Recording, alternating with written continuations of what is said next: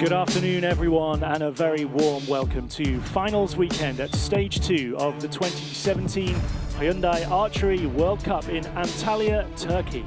My name's Stephen George. I'm your commentator today as we bring you full coverage of this weekend's finals. Today is compound finals day. All the archers you'll see shooting the compound bow with its distinctive mechanism of pulleys and wheels at the top and bottom. Welcome to sports fans joining us live on NBC. We're very happy to have you with us. Some great matches coming up over the next hour or so with some of the biggest names in USA archery too, and there's plenty of hot archers from all over the globe on show here on the beach. This morning we saw Denmark dominate with gold medal performances in both the men's and women's team events. This afternoon we have the mixed teams and the individual events. This arena has been specially created for this weekend. The blue carpet laid out over the shingle beach, the grandstand just perched on the water's edge, and the cliffs looming up behind the targets, which are 50 meters away from where the archers stand on the shooting line. It's just after 3 p.m. The weather is scorching, as you might expect from Turkey in the summer. The wind's picked up this afternoon a little bit, tugging at the flags, which is something that the archers will have to take into account. We'll speak more about that later on. And with me in the commentary box, a warm welcome to USA archer Bridger Deaton, 2014 double World Cup final champion in the individual and the team events. Welcome to you, sir. Good afternoon. Yeah, good afternoon. Fun to be here. I always like coming and watching the individual finals, more so than the team event, even though they are a little more serious. They are more fun to watch, and it is fun to watch it back in here in the nice... Without the pressure. Yep, without the pressure for sure, and in the room with the fans and cold water, so... You were stood out there earlier on coaching the men's team, weren't you? So you got an appreciation of just how hot it is out there and how fierce it is. Yeah, I mean, it's into the 90s for Fahrenheit, and out on that beach it's even hotter with the heat radiating off of the rocks, as well as the platform that they put down over top of it radiates a lot of heat too. It seems better than it's been in years past, but almost feels like your feet are starting to stick to the floor sometimes. It gets so hot. So that's definitely something to deal with when you're out there. So, well, the first set of archers are just about to come out for the compound bronze medal match in the mixed team event. A relatively new phenomenon in archery, actually, but a really popular one now. You see the men and the women shooting together on the same line. Yeah, I've done mixed teams, like you said. I won the World Cup final in 2014 with it, and I'd done it one other time with Eric Jones in Shanghai in 2014. That's one of my favorite team events to do. Besides, there's a men's team, but the mixed team is a lot of fun. So here we go then on target number 2, representing India, Divya Dayal, waving to the crowd there, and Abhishek Verma, her partner. It's great to see, actually. You know, there aren't too many sports where men and women compete equally. And that's a really impressive thing about archery, actually, isn't it? Yeah, it's super cool. And I think even for 2020 in Tokyo for the Olympics, they're including mixed teams now. So it'll be great for the crowd, won't it? So both Dayal and Verma have been on the field of play already today in their matches, which they didn't come out on top in, so another chance for them perhaps to put that right. But the Italians will have something to say about that. Two greats of the compound world, Tognoli and Pagni. Archers will know these two characters really well. Yeah, for sure. And Pagni and Toglioni, they've been shooting the mixed team together for a number of years. And Italy actually holds the world record with a perfect score in the mixed team. So they're definitely one of the powerhouses of the mixed team event. And our judge for this afternoon is Maria Larkina, and she indicates that it will be the Indian team in their pink uniforms who will shoot first in this match. And in many ways, I suppose, India will be glad for that, just to get some points on the board early and establish themselves with such tough competitors on the other target. Yeah, most of the time, the higher ranked team or the higher ranked archer gets a choice to shoot first, and about 99% of the time we pick to shoot first, just to get a chance to put arrows in the target and put the pressure on early. So one advantage India has is that both of them shot on this venue this morning. So and look at that. It's maybe it shows already because you've got a really, really strong 10 just to open up there from Verma.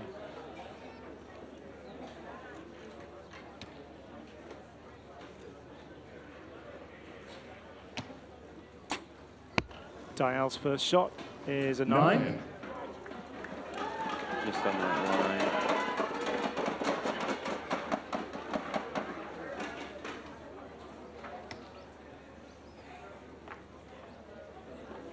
So Tonioli leading off for the Italians. 9. And a 9 for her as well. So 10 from Panyi will keep the scores even. So, and like I said, even though Sergio hasn't, this is the first arrow that he shot here on this finals venue. He's been around the block a couple times, so he's a heck of a good shooter. 9 here, and he's fairly off. You know, as we were saying, Antalya is a regular spot on the tour, isn't it? So he'll know this venue like the back of his hand. Yep, for sure. And that, I mean, that experience can help a ton. Yeah, Italy shot 2 9s, but both a millimeter in the other direction, they'd both be 10s. So that's a 9 for Dial, just 15 years old. So, you know, nerves of steel already. Yeah, no kidding. I wish, part of me wishes I had been doing it at this level when I was 15. I was running around getting in trouble at in high school instead. So 10 for her teammate Verma, so 38 for this end, the first of 4 in the match. So Italy needing a couple of strong arrows themselves to keep pace. 9. And a 9 from Tonioli.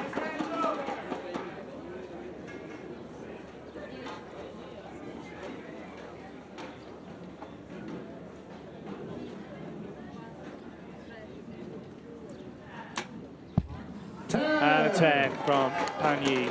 So 37 for Italy and 38 for India. So the Indian team, the much less experienced, actually narrow lead after the first end. Yeah, and I mean, a point in compound archery now is not a sizable lead, but it's one where if you lose by a point, you're sitting there thinking about how you know, if that first arrow for Sergio or Tonioli had caught, how much, you know, the match would be even then. So I suppose it's cumulative over the match, isn't it? You nick one every end, and then all of a sudden it's a 4-point margin, and that looks, you know, maybe bigger than it is in reality. You know, you still have a very close match. Yeah. So I mean, everybody has a certain number where they start to feel comfortable, and as far as how much of a lead that they have. And I know for me, shooting individuals, if I'm up by 2 points, even after 2 or 3 ends with, you know, 6 or 9 arrows left, I'm not comfortable enough just to let off the gas, but I have a little bit extra confidence knowing I got a little bit of breathing room. So every point definitely makes a big difference. So it'll be Italy now who will shoot first on target number 1 in this second end, trailing just by a point, but at this level, as we've heard, that might be all that it takes. So Tonioli takes aim.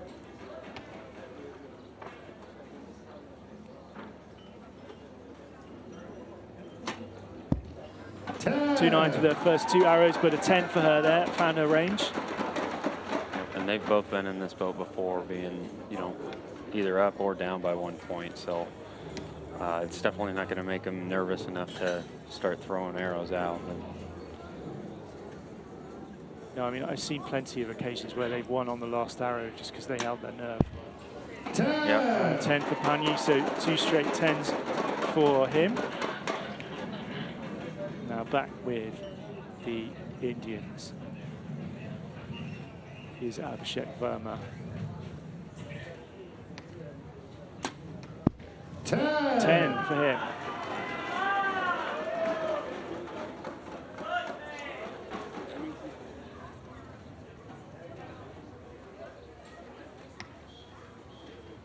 looks so calm and serious, doesn't she? Yeah, it's pretty impressive to see. I mean, and a 10 as well. You know, there's kind of a nice ignorant bliss when you're that young, and not saying she doesn't know what's going on, because I'm fully confident that she does. She's on this field, and she's been here before, so shooting internationally, but 8 or 9, too close to call. I know for me, if I had the same mental capacity as I was when I was 15 and my current ability, I'd probably win a couple more tournaments. Sometimes it's easier to come out and shoot with nothing to prove. 9. 9 for Panyu. Almost at the buzzer.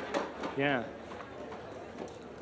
I guess he was mindful of the clock running down on him there. He had to let it go, really. Yep, and most of the time, like you'll see that the teams, they each have a coach 10. in the coach's box behind him. The coach is either spotting arrows or counting down the clock to make sure that they don't end up with a 0. India really shooting well. 9. Another 9, that's right on the line too, isn't it? I can see, so you see on the scoreboard there that that 9 may even be upgraded to a 10, but they've added to their lead now, the Indians, and it's 2 points now, which is halfway in the match. Is that significant, would you say, or you? In individuals, I would say yes. As a team, I mean, not that, for me, it's easier to shoot better because it's easier for me because I depend on my other guys to shoot well, and I know that they're gonna, you know, and I'm usually shooting with, you know, Erica or Rio and Braden or Steve, so it's easy to have confidence in shooting when you're shooting with them. And I mean, I'd be pretty confident if I was shooting with Sergio or Tolioni, but also super confident. I'd be confident shooting with Verma or the Holly. So I mean, like you said, you can kind of chip away 1 point per end, and all of a sudden you're a 4-point lead or a 4-point deficit. But I've seen weirder things happen. Yeah, I guess it's all in the mind as well, isn't it? A lot of the time. Yep. But look, I mean, they look very relaxed. The coach is doing a good job keeping them kind of, you know, you can see that they look kind of chilled out, and they don't look like they're under pressure too much, do they? Even though they really are. In fact, if you look at the Italians, they've got slightly more sort of serious faces on. Yeah, and I mean, it just depends on who the archers are, and I mean, India is a fairly, you know, a pretty young team, 15, and Abhishek is 27. So, I mean, you watched us, or the U.S. men and the Danish men in the gold earlier today in the first session, and we were joking back and forth with the other team the whole time. So until it started to get serious right at the end there, and then there was a big focus, wasn't there? So 10 for Tonioli, just what the Italians needed.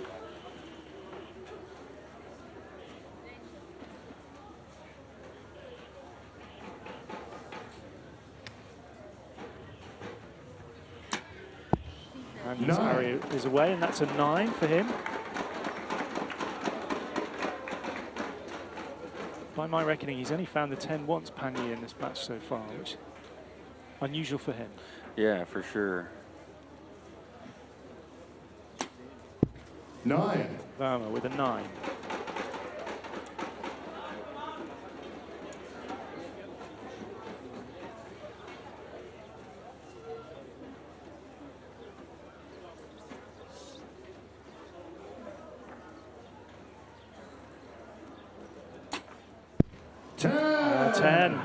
For Divya Dayal of India. So 19 each. She didn't like that shot. Kind of drove it in there at the end there, Phil. You think? Threw it in a little bit. Again, the shot clock running right down on Italy. Into the last 25 seconds for Panyi to take his shot, as he was last time. Tonioli doing all the heavy lifting for Italy at the moment with all the 10s that she's sending down. What's Panyi got here? 10. 10. Scoreboard says a 9, so 30. Oh, there we go. Upgraded to a 10. 39 points for them for this end. Definitely putting the spotters to work on that one. That one's pretty. Shadows on the targets hard to read, aren't they? Yeah. 9. So another 9 for India.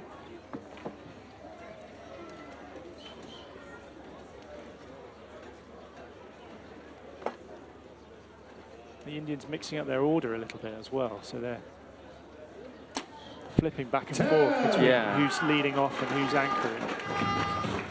Yeah, so usually you'll want you'll have the stronger archer close the end. And, what they're doing is they're having object lead it off to throw a good arrow down there, and as well as close off the end with a good arrow. So that's not something totally unusual.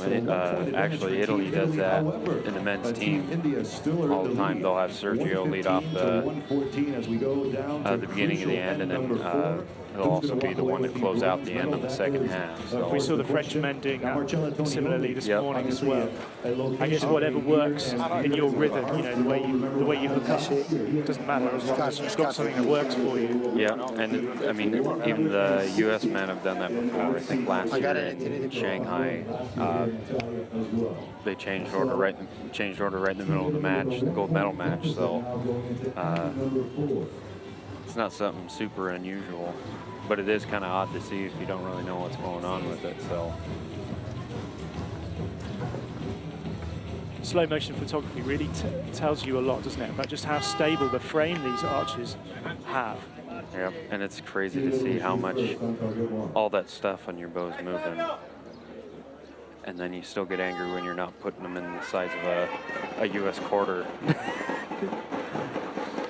So down we go to the final 4 arrows for each team. Tonioli leading off as she has been doing for the Italians all match.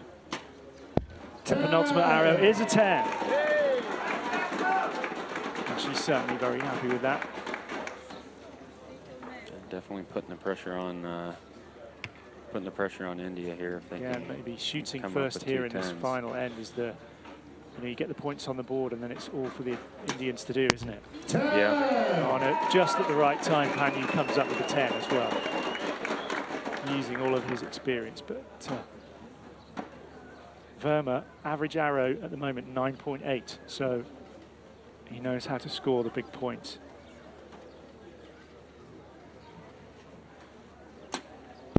Oh, and he really gritted his teeth there, too. Did you see that? He really wanted that one. 10 for him. Not so sure he liked the shot, but I'm sure he's happy with where it landed.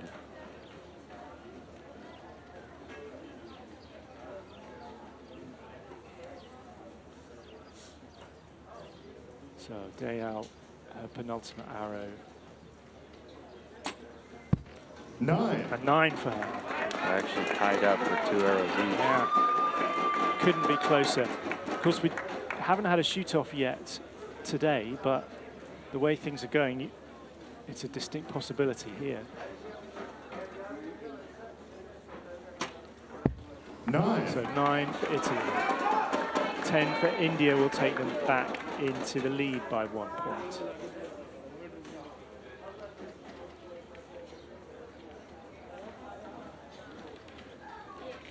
So Italy's final arrow of the match, potentially. 10. And it is a 10 from Sergio Panyu. So 3 10s and a 9. Can't really ask for much more than that in a situation like this. No, and you know, India has a chance to win it here, but they got to throw 2 10s in the target to do that. 10. There's one of them. A 10 required to I've win. seen Abhishek in this situation before, and I fully expect him to just crush it. Okay. Honestly, he uses a really aggressive shot. So. Oh, and there it is. Yep. It's a 10. It's a 10. Ladies and gentlemen. You were right. So India, bit of an upset that you might say there, the Indians versus the Italians, but congratulations to them. India win by a point, 154 to 153. High fives all round. And Abhishek Verma and Via Dayal take the bronze medal here in Antalya, Turkey. What do you make of that? Yeah, like you said, it is a little bit of an upset. Sergio and Tolio have been doing it for, they've been at the top since 2007, 2008, really since they first started doing mixed team. But then again, they've been doing it for almost 10 years, and they're still in the gold medal, or still in a finals match on Compound Saturday. So, I mean, fourth place is kind of a bitter medal to not get, but yeah, I guess. I mean, you know, Tonioli already had a bronze this morning from the women's team, and actually, you know, tiny little bit of payback in many ways for India, because they lost out in both of those bronze medal matches. So, you know, Abhishek Verma, you can see there, you know, he's got his bronze medal to take home with him to India. Yep, for sure. And you know, India has really charged onto the scene here in the last 4 or 5 years. It's kind of cool to watch, see everybody, see these other countries start stepping up and shooting compound. Everybody's, you know, had their investment with recurve because of the Olympics, but compound's been really gaining a lot of traction the last 8 or 9 years. So. Yeah, it's more, you know, the names in Indian archery and recurve are perhaps more commonly known, aren't they? So the compound archers are really catching up.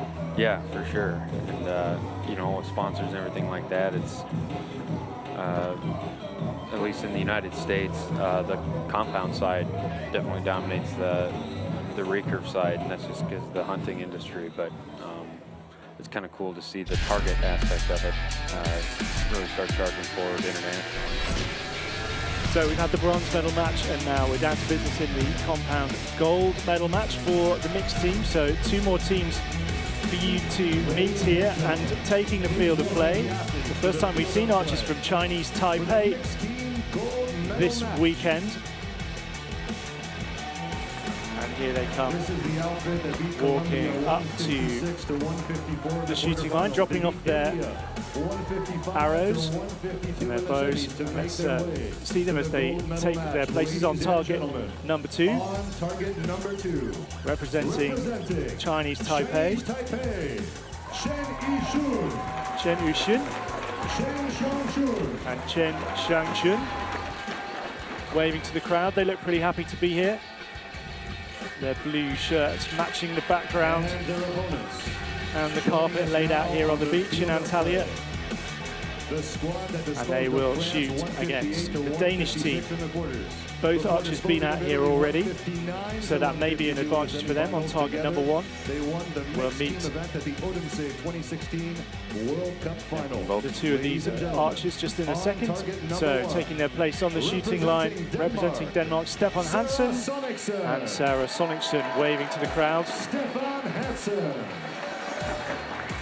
2 young archers, but I mean, they've got plenty of experience already on this kind of stage, haven't they? Oh yeah, for sure. Stefan is reigning outdoor world champion. Sarah's, well, she's a silver medalist at World Cup finals this last year. They're ranked number 2 in the world, so you know. Yep, I mean they're both right there. Stefan's number 1 in the world. So the line judge for this match is Shahzad Alayari, and she indicates that Chinese Taipei will shoot first on target number 2.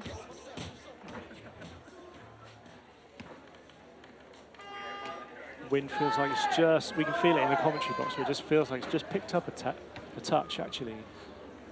Yep, and you and I were talking about it earlier. To us, it may feel kind of windy, but where the archers are standing and shooting, they're actually protected pretty well by the stands. So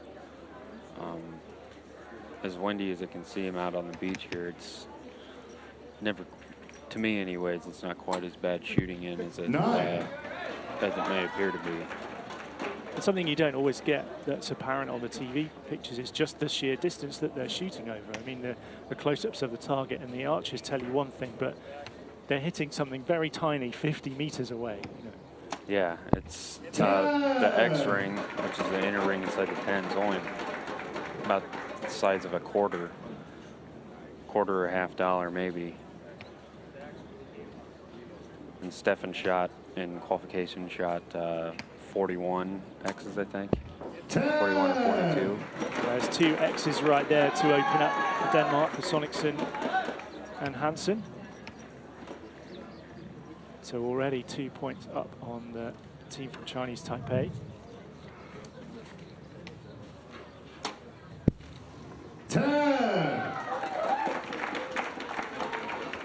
So they are definitely the underdogs in this match, aren't they? Because, you know, Denmark qualified in first place, ranked second. And Chinese Taipei qualified in 11th, had to kind of do it the hard way to get here, and they're ranked 15 in the world, so.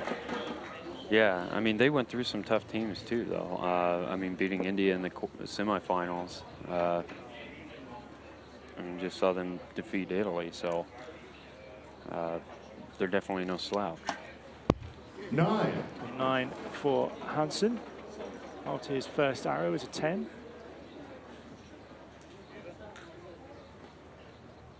So an 8 will keep the scores level. And Sonicson takes aim. Another 10 for her, and she's shooting so well this week, isn't she? I mean, in the gold medal individual final later on, and you know, part of the women's team that took the gold earlier today. You know, she's having a cracking tournament, isn't she? Yeah, without a doubt. Anytime you have a chance to win a gold in every event in the tournament, you're having a pretty good weekend. But she's been shooting great all year. Even going back to indoor season, won the Lancaster Archery Classic 2 weeks ago in China, was in the gold medal final against Sarah Lopez, so yeah, she's been shooting great all year. Yeah, she's been in Lopez's shadow a little bit for the last couple of seasons, hasn't she? I mean, who wouldn't? But, you know, but actually, you know, she's got a real opportunity to put a good marker down for the finals eventually, hasn't she? Yep, for sure. And she's already got great points with the silver there, and guaranteed silver, potential gold is should lock her up for, well, it will lock her up for first place in finals points. So it's 39 plays 37, 2 points the advantage for Denmark. So that means the Chinese Taipei will shoot first this time around.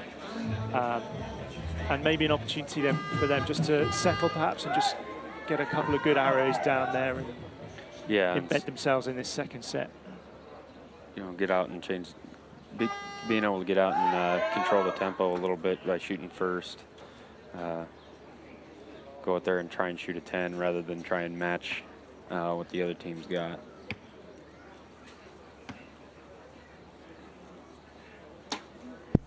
There we go, 10 for Shang Xuan.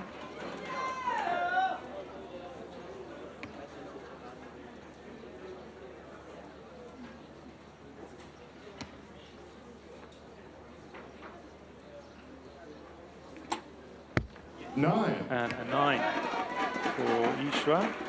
First team I've seen out here not wearing a hat or any glasses or anything like that. You know, it's very, very bright out there. You wonder how they can see the target that far away. Yeah, but if it's something you're used to not wearing a hat or not wearing sunglasses or something like that, it's usually not too big of a deal. Like I usually don't wear sunglasses while I shoot, and I will admit this week it was pretty dang bright, especially walking around the hotel with white marble floors, and out on the beach here it's even brighter with the colors of the rocks and everything. But the blue carpet helps dim that down just a little bit, so at least there's nothing reflecting back up to you from the ground.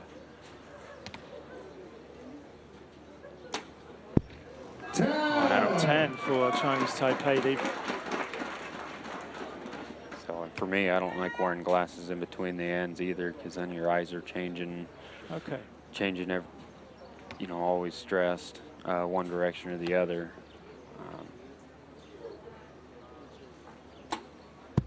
9. And another 9 for Chinese Taipei, 38 for them, taking them to 75 for the match at the halfway point for them. 2 more arrows for the Danish team.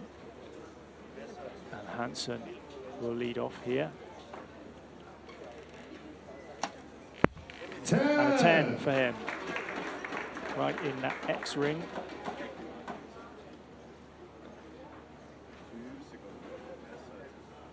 Sonic's in a 10 with her last arrow. Could be a maximum here for Denmark. 10. And it is 40 points for them. So they've opened up another 2 on Chinese Taipei. So it's a 4-point game here at the halfway point. And now Chinese Taipei really with it all to do, you would say. Yeah, for sure. And I mean, Sarah's shooting great. She actually hasn't missed a 10 ring yet. So what's the coach of the Chinese Taipei team trying to do now? They've shot brilliantly all week. They've earned their spot here. They're here by right. They're in the gold medal match. And it's, they've got 4 points to claw back. What's he going to say? I mean, at this point for me, I'd be telling them to, just have fun, enjoy the moment. And, I mean, they've done the hard work in getting here. It's hard to not get caught up in the moment of being, wanting to win, obviously. But for me, I always like trying to put on a good show too. So speaking of shows, Stefan's trying to bottle flip. He's not very good at it.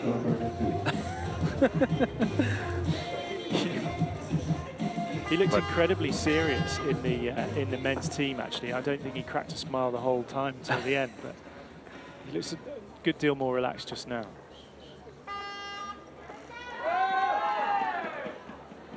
So Zhang Xuan of Chinese Taipei leads off. And here's his first arrow of this end. 10. And it is 10.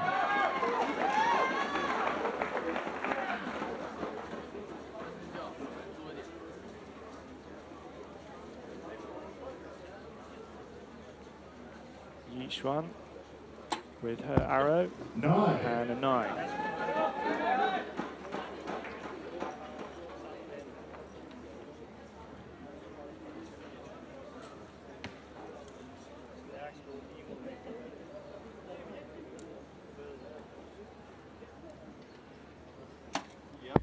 Ten. 10 for Hansen. You could actually hear Stefan call his arrow before it even made it to the target.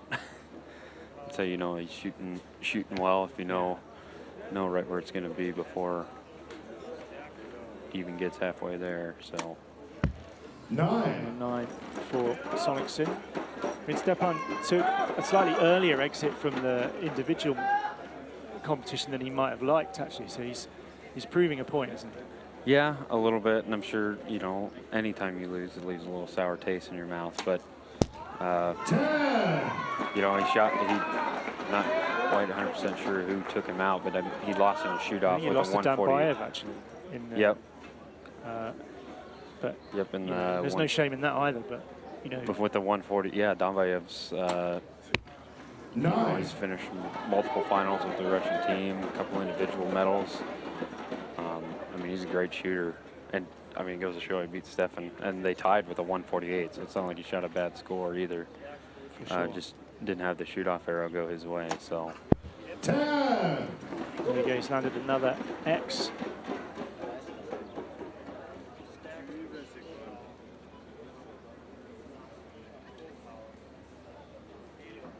So 5 or better will tie up the scores, but you can bet from Sarah Sonicson it's going to be more than that. 39 for the Danish team, and now they have a 5-point lead now going into the final end of this gold medal match. Bridget, there's not much left that Chinese Taipei can do now, is there? There's 4 arrows. No, other than hope for shoot 4 perfect arrows and hope for a miracle. But and I've seen weirder things happen, but the chances of something weird happening are probably pretty slim. Let's go to the crowds, ladies and gentlemen. Let's show your support. Let's see who's there. The crowd getting a little noisier, you know, as we get deeper into the day. They've warmed up. They're enjoying what they're seeing. Lots of support for both teams, which is good. But it's a gold and silver medal at stake here, and Chen Yishuan and Chen Xiangshuan of Chinese Taipei just having a little chat with each other just before they lead off in this final set, just to settle each other down. Maybe they've got a little routine that they go through just to prepare themselves, and it will be Xiangshuan, as he has done for all the match, leading off for Chinese Taipei, and his penultimate arrow.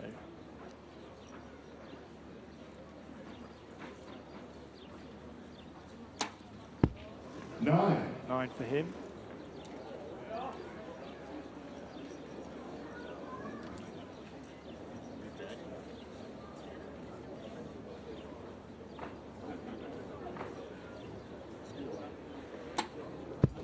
A 9 for Yishuan. So the opportunity is there for Denmark now, really, isn't it, to take it out of reach with these 2 arrows. Yeah, but it's definitely the Danes to lose. 10. I don't see that happening. No. Well, both the Danish archers are really on form this week, aren't they? And they've already tasted victory too. So now they're within touching distance of another gold. Yep. You know that they're going to want to take it.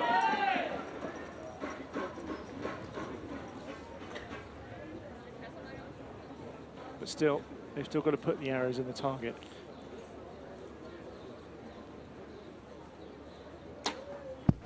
And there we go, 10 from Chinese Taipei. They could do no more. Another 10 really needed just to put as much pressure as they can on the Danish side.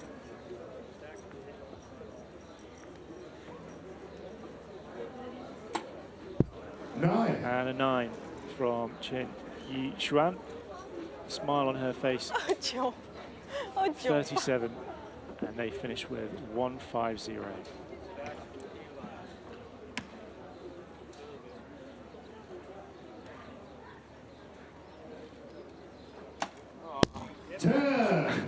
He moaned a bit, but it was still a 10.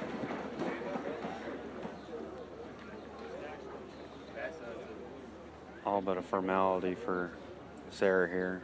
Make a good strong shot, make sure her sight's still good for the gold medal final later.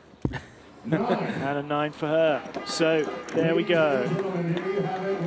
We do have a victory in the mixed team, and the gold goes to Denmark. Another gold for them. Stefan Hansen and Sarah Sonicson take the gold here in Antalya. That's 2 gold medals now for both these archers, and Sonicson has another shot at gold in the individual matches, which follow shortly. An amazing weekend for the Danes, and you can see how happy they are, a little bit relieved. And actually, Bridget, you said, you know, Sonicson almost looked like she was just putting a few practice arrows in there for the individual match later on. Yep, and I'm sure that's, you know, in her head knowing, you know, wanting to shoot well in this, just so she had a lot of confidence heading into the individual match against Tanya later today. So it's always nice to be able to have a couple extra arrows on the finals field. It's definitely doesn't hurt. So But, you know, congratulations to our silver medalists as well from Chinese Taipei. I mean, they're both only 21. What will they take away from an experience like this, besides the excellent result at the end of the week of a silver medal? I mean, they've got the confidence to win one of these, you know, one of these times. They defeated Italy, which is, Italy's been, like we were talking before, Italy's been around forever. So that'd be what I'd take away from it. They beat some great teams, and in all reality, they did shoot pretty well. So. And there's a little bit of resurgence from Chinese Taipei, isn't there? Yeah, there's a few archers now around who are doing good things on the circuit in both versions of the sport. Yeah, the recurve, they shot fantastic this weekend. We were watching them shoot the recurve mixed team.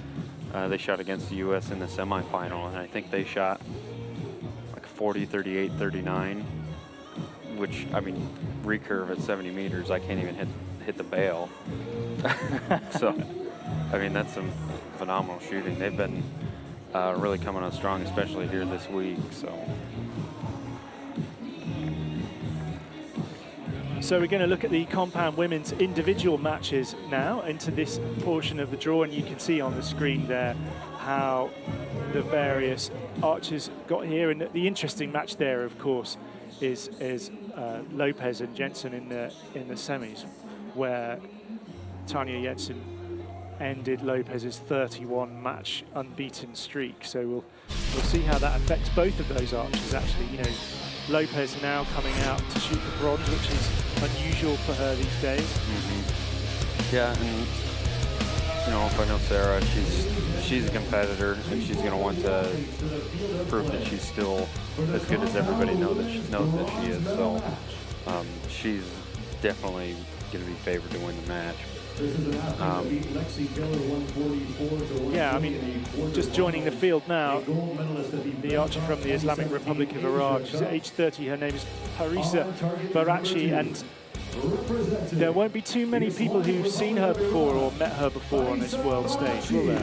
No, she's fairly new, but I mean, she's already got a 22nd world rank, and she beat some good shooters coming into this, and she shot some good scores as well. So yeah, I mean, she took out Diakova in the 124 round and beat Gizem El-Magakli of Turkey, who's a really hot archer still at the moment. So she's got it all to do here against Sara Lopez from Colombia, with a smile on her face, ranked #1 in the world. Look at that, 82% in terms of match wins and 9.78 with her arrows. She's a fierce competitor to take on, isn't she? yeah, more than one time we've been when the men and women are shooting together, and you kind of look down the field to see the scores. More than one time, Sarah's had a better score than I have. So she's a heck of a shooter, and she seems to shoot even better in match play. So and she's always shot great in finals formats. So and she'll know this finals field again really well, won't she? Yep, I believe Turkey was her first individual gold, if I'm not mistaken, on this venue. So the beginning of that 31-match run. So she's going to shoot first. So she will have got the choice to do that. And maybe it's a statement she wants to make to the Iranian archer and say, you've got me to deal with this afternoon. Yeah, for sure. It's always, especially if you can put a 10 in the target, it's nice to be able to throw the first one down there and really put the pressure on. So Barachi with an 8. Slightly different setup now. We're into the individuals because the archers go back and forth now, don't they? And yep, instead of shooting 2 arrows like the mixed team, or 3 with the full team, and then switching, they're actually just switching every other arrow. 10. And they get 20 seconds per shot, which 90% of the time 20 seconds is more than enough time. Heck, I don't think either one of them has gotten under 10 seconds yet. 10. So 3 10s for Sara Lopez, opening up with a perfect score. So Barachi already under a tiny bit of pressure, but she comes up with a 10 of her own. So It's 28 points for her. It's a 2-point game. A little loose on that first arrow, but brought it back in after that, so not much more you can do. And she just had a little huff to herself there, didn't she? Just to say, well, okay, I'm here. I could have done with a 10 on that first arrow as well. Yeah, but sometimes it. I mean, it's never good to give up points, but sometimes it can take a little bit of the edge off if you accidentally toss one. It can help you shoot that much better the rest of the match. So.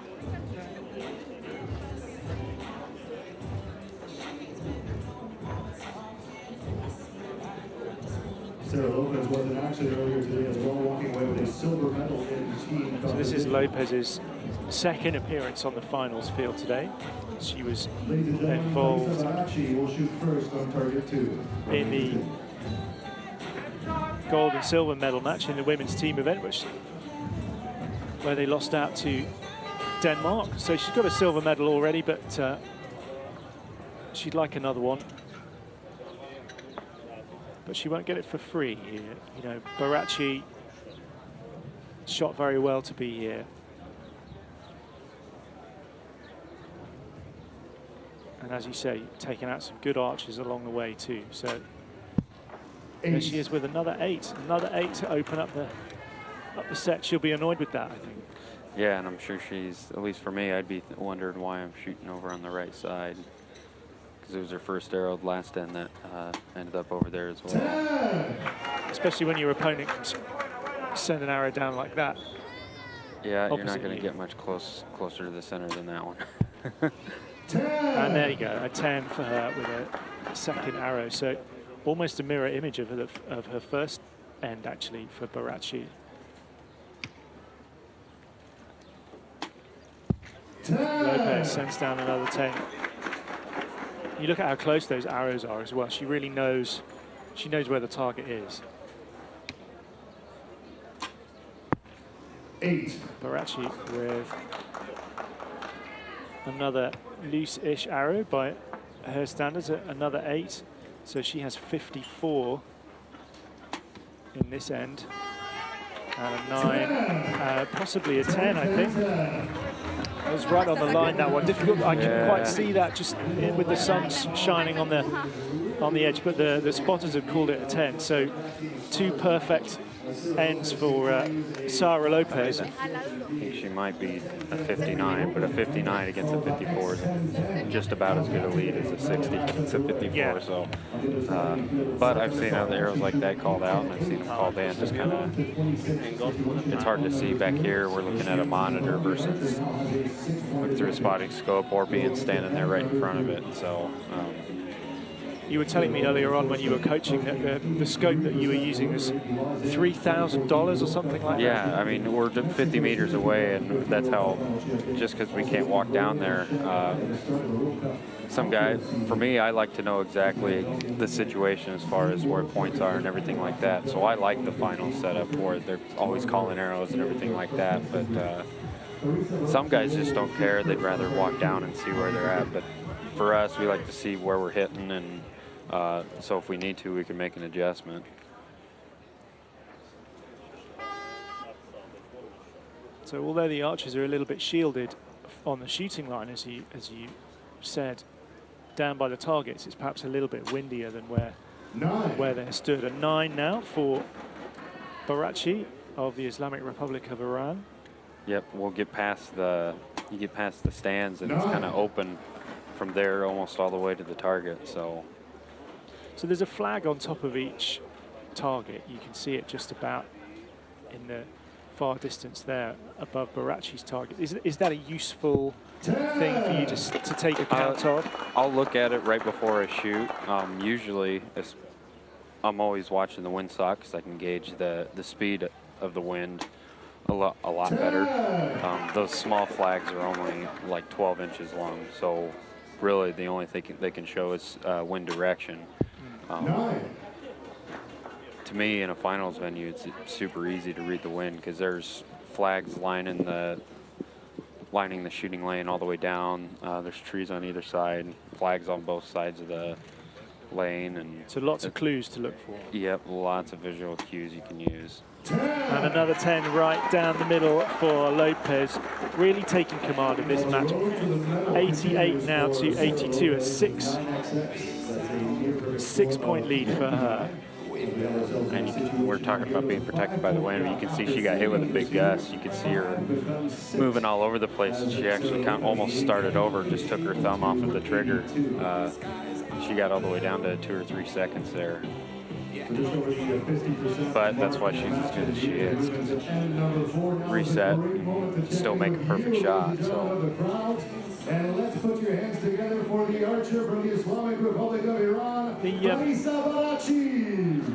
So Barachi, I mean, shooting very well, but actually not necessarily getting the arrows values that she wants. I mean, I hear a lot of coaches saying to young archers, you know, don't dwell on the shot that you've just taken. You know, you've got to think ahead.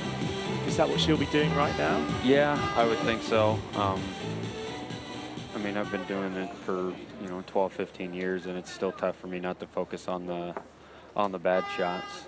So, but I imagine that's what she's trying to do, is just focus on the feeling of making a good shot, and that's paid off there for her. So she's got a 10. 10.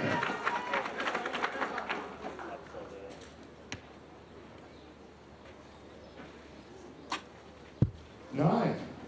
A 9 for Barachi, takes her over the 100-point barrier.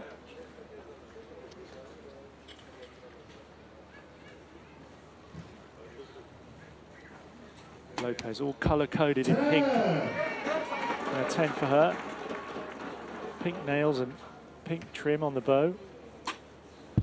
9. And a 9 for Barachi, 28. And Lopez on for another perfect 30. Oh, and there it is. 10, 10. And that is a perfect score. And a perfect way to seal end number 4. So 118 points for world number 1, Sarah Lopez. An 8-point advantage over her opponent in this match, shooting for bronze here in Antalya. 30-year-old Harissa Barachi, who's ranked 22 in the world and actually qualified in 22nd place this week. And as we were saying, you know, these archers had to work hard for their spots in this bronze medal match. So Barachi losing out to Sarah Sonicson in the semis and taking out Lexi Keller 144 to 140 in the quarters.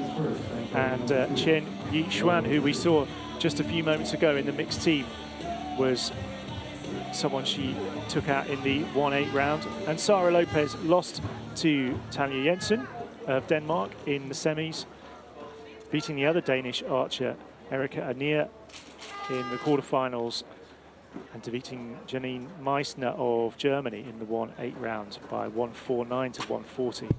And Sarah actually hasn't shot below a 147 this week. So, which is astonishing when you think of it, really, isn't it? Heck, I didn't even shoot a 147 in my match yesterday, so she would have beat me too.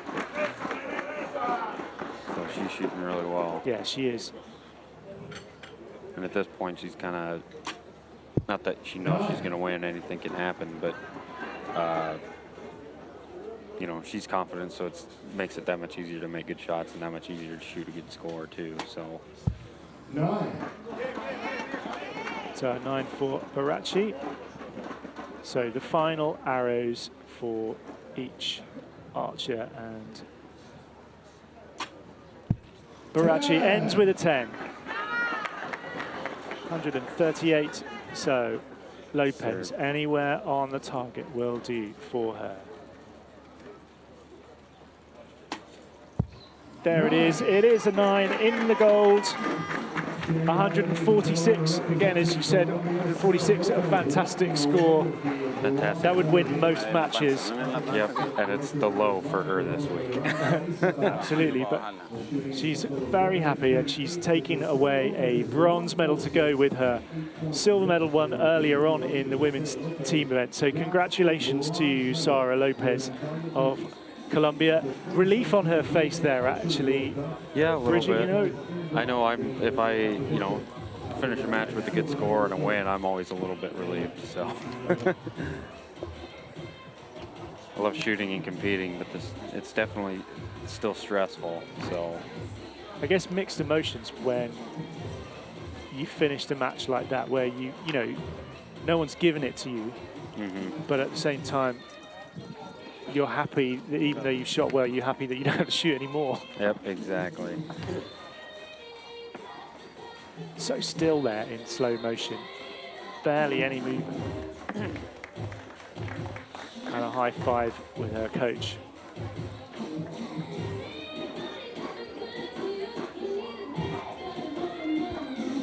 So the bronze medal match over and done with, and we turn our attention to the all-Danish affair, which is the women's individual gold medal match between two archers who we've seen plenty of already today, Sarah Sonicson and Tanja Jensen.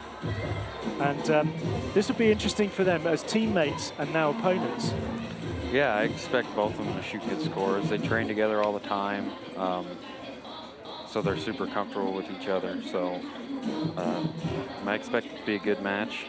And while they're both friends and both want the other to do well, I'm sure, at least for me, when I'm in that situation, I still want to end up being the one to win. Yeah, of course, of course.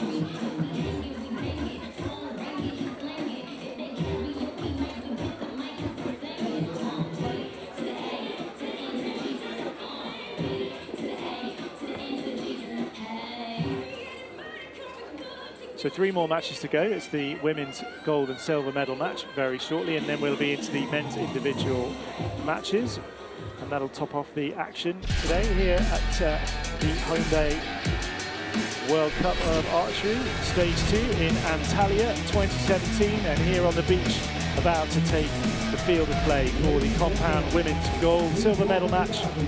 Walking out onto the field of play now in the red top and the black cap. She'll be shooting onto the far target from us here in the commentary position. It is the world #2 shooting on target #2, Sarah Sonicson. 71% match win rate, 9.71 arrow average. She's done it. She's had a fantastic tournament already. She's got one last hurdle to get over.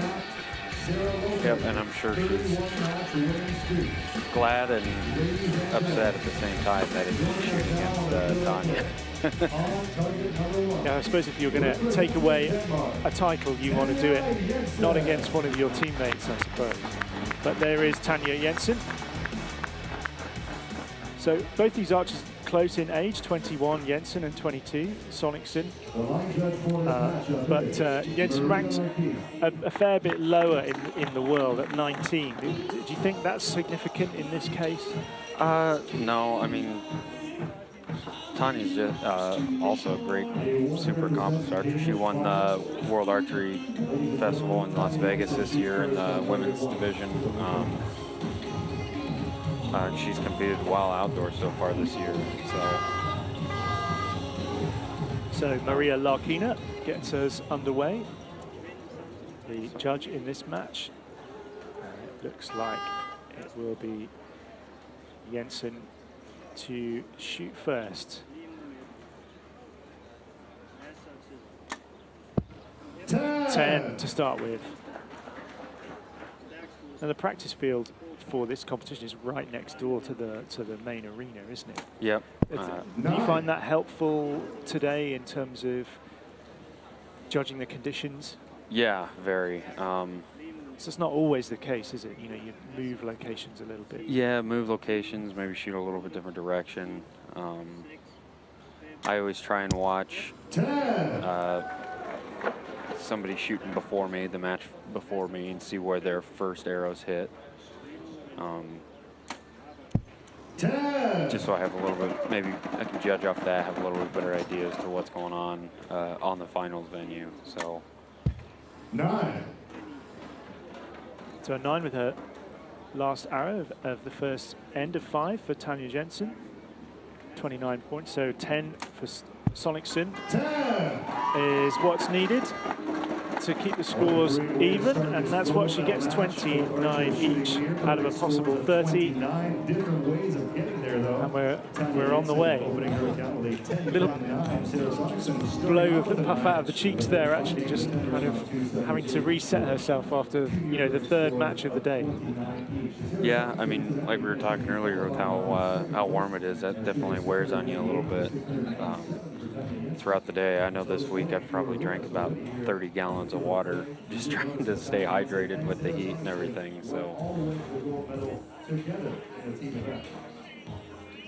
I wonder, as a kind of northern European nation, Denmark not being so used to the heat, actually. I mean, it's the same for both these two archers here, but you know, they are challenging conditions, aren't they, when you've just got to stand there in the heat. yeah, for sure. And Sarah posts on Instagram all the time complaining about how cold it is at home when she's practicing. So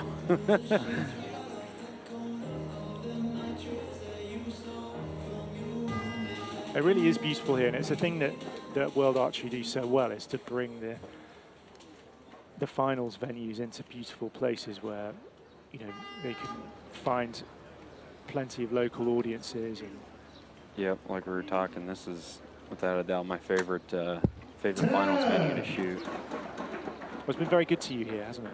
Yeah, I've won a fair amount of medals here. Haven't won every match I've ever shot on the finals venue, but I've always enjoyed them all. So 2 10s to open up with for Jensen and Sonicson. 8. An 8 for her. A little ooh from the crowd. What did you see there? I don't know whether she got caught by a gust of wind or what. You could tell she obviously didn't like the shot. Follow through trying to toss it back over there. So her dot was over in that area, but as far as what made it go wrong, couldn't exactly tell you. 9. She makes up for it with a 9 with her last arrow, so 27 Yep, and out she's of a been possible 30. on the left side of that target the entire match. 9. Doesn't have everything's been left and low. There you have it. End number 2 is in the books, ladies and gentlemen. Both archers looking like they've got little problems, actually. Sonicson just shaking herself a bit and shaking her hand a little, like she's twitched or pulled something. Or maybe it's all just part of the show, as you said.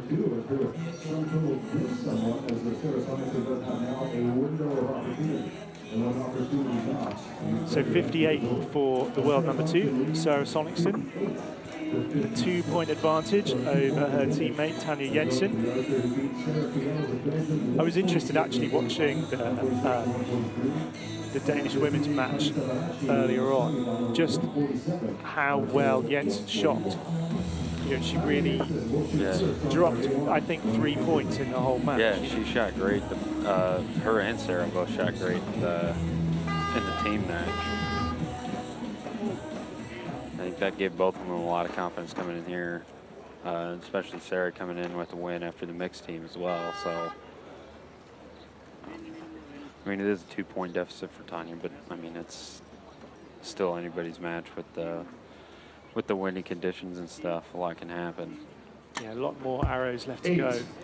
But another 8 for her. The last 8 she shot, I just saw a very tiny movement of the bow away when she released it. 9. 9 It there. definitely doesn't take a lot to push you out there. Your sight might not even be into the 8 ring. If you're headed that direction and it goes off, you'll hit even farther out than where your sight was sitting. So you get caught with a gust of wind or something like that, even if your dot is still near the middle, it can throw you out even farther. 10. There we go, 2 10s for Jensen. So she makes up for it. She's whatever adjustment that she needed to make, she made it. And another 10 for Sonicson. So puts another point on that lead. She's got 3 points now, her advantage, 87 to 84, and there's 2 ends left in this match, but it's still incredibly close. Yeah, with, I mean, 6 arrows left and 3-point difference. I mean, really just to tie it, all Sarah has to do is run 50% in the 10, but it's a lot easier said than done sometimes. This is a really golden chance for Sonicson in a way, isn't it? To find herself in a gold medal match, not up against Sarah Lopez, you know, and also to go one better than she did in Shanghai. So she had a silver medal here she had a silver medal in Shanghai in the last round. So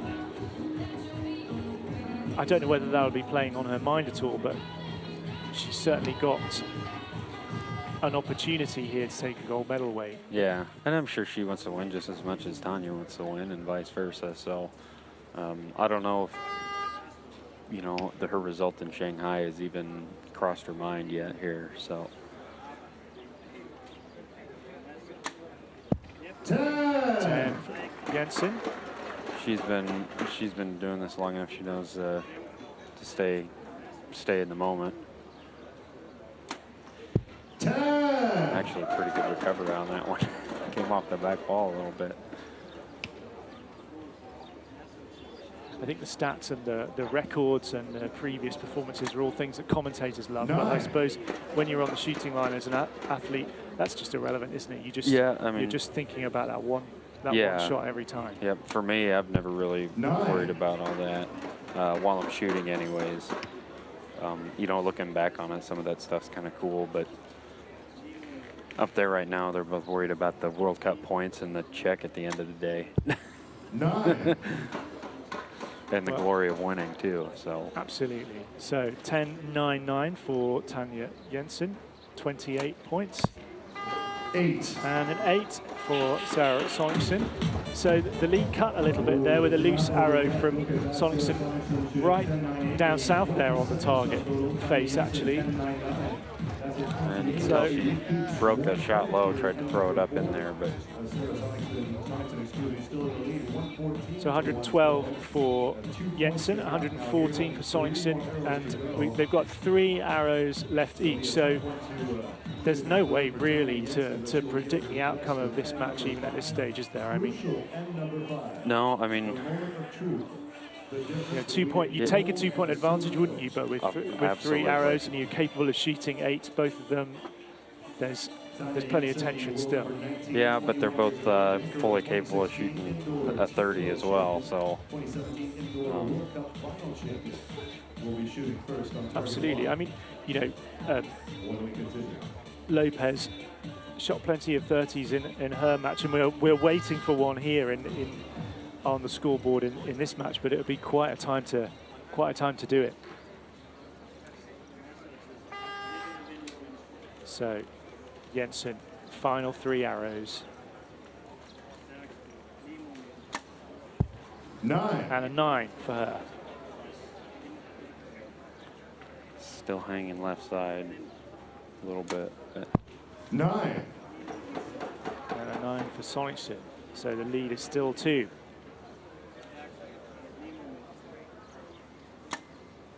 Jensen looking for a 10, and she gets it right in that X zone. 10. But a 10 from Sonicson in answer. So the scores are tied in this end. Still a 2-point advantage, but a 10 from Jensen. So a 9 will take the gold medal for Sonicson. She needs to hold gold here, and she's good. 9. And it is a 9 Ladies and gentlemen, for Sarah Sonicson. It's Sarah Sonicson's weekend. Now she has an individual gold to go with her team gold. A huge hug for her compatriot Tanya Jensen.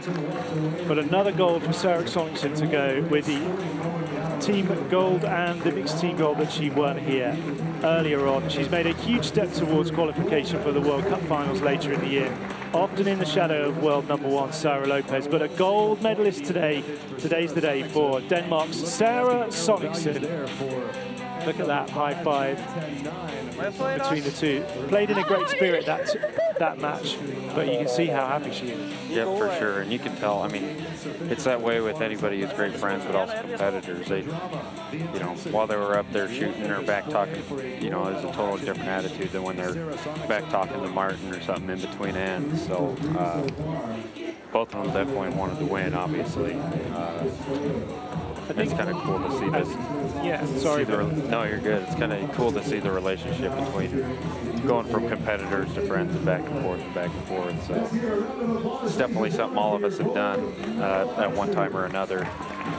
Yeah, you know, speaking as someone who doesn't know archery as a competitor, but actually as a sport for a young person to take up, there's a social side to it. There's a camaraderie. Even though it's an individual sport in the main, there's a real team dynamic, isn't there? Yeah, for sure. I mean, I've shot archery since I was, or I've shot archery nationally since I was 15, and I do it full time now, and everybody that I hang out with, it's archery people.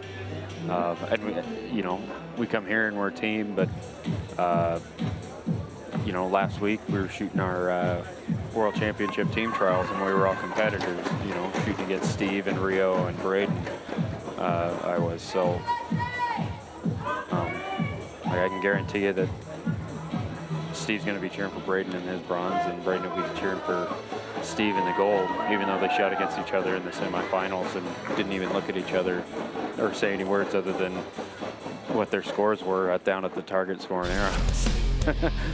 Absolutely. So off we go then into the men's individual section. Two more matches for you, the first of which is the bronze medal individual match. And the first of our competitors to emerge onto the field. He wandered very nonchalantly in front of the commentary position about 2 minutes ago to show how relaxed he is, I think. But here he is coming out onto the field of play, representing the United States of America. An archer you know really well, Bridger. It's Braden Gellentin from the USA. What can you tell me about him? Super easygoing guy. Been roommates with him. I mean, we see each other and hang out every week, and it's fun to be around, but one of the most cutthroat competitors I've ever met. And I think to be at the level that he's at, or the level that any of these guys are at, you got to be that way. So an archer against him in this bronze medal match is someone we've seen already this afternoon. Two-time winner of the World Cup final in Copenhagen and in Edinburgh. Lost out to India in the mixed team, so another shot at bronze here for a great archer who's been on the scene for a long time. It's Italy's Sergio Pagni.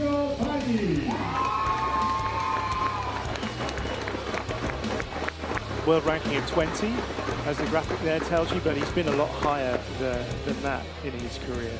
Yep, he's the only guy to win back-to-back World Cup finals, I believe, and one of only 2 or 3 guys that have won it more than once. I think one of the other guys being Brady Ellison in the men's recurve, so.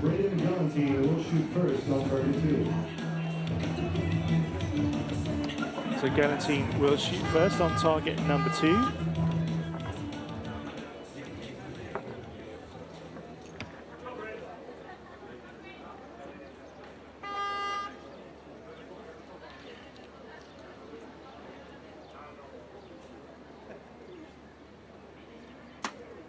His first arrow is away, and it is a 10.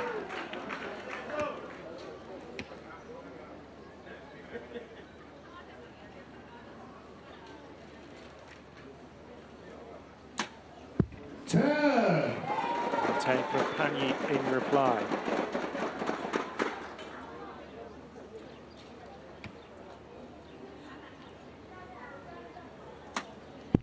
Nine.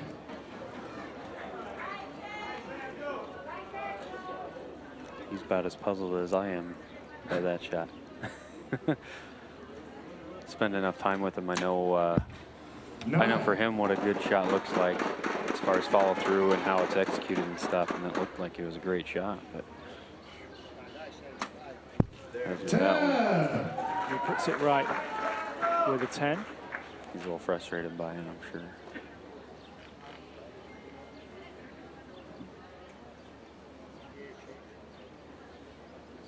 I think Panyu's second arrow will probably be upgraded to a 10 actually, and there's another one for him there. So I fully expect that to look as a There's something like that needs to be talked about. That second arrow for Sergio Pagni. a 30 for Panyu. Because there's perhaps an element of doubt on You're his right. actual arrow. What I find interesting about Gellington is the way he kind of wears his heart on his sleeve a lot on the shooting line, doesn't he? Yeah, You know, he's very vocal, very easy to tell exactly what's going on in his head. And, you know, some guys think that's a disadvantage. It's unusual enough to see that I think he kind of messes with some people personally. Sergio's been around long enough. I'm sure it doesn't bother Sergio at all. But it also makes it more entertaining for everybody else watching rather than watching two real stoic guys just sit there and shoot 10s. It's not quite as exciting. True enough. I mean, we were watching, not that it wasn't exciting, but we were watching the French team this morning. And they were pretty inscrutable. You know, they were very, very focused. But there's not a lot in it for the crowd if the archers are very internal about their own game. You know? When you're watching on the TV, you've got this big old close-up of someone, and you kind of want to get to know them a little bit. And you feel with Braden that actually he's a guy you can kind of identify with, actually. He's very, like you said, he wears his heart on his sleeve for sure, with how he's feeling and what he's shooting like. Whether that's shooting well or shooting not so well. Most of the time it's because he's shooting well, though. 10. Another 10. Not without an effort.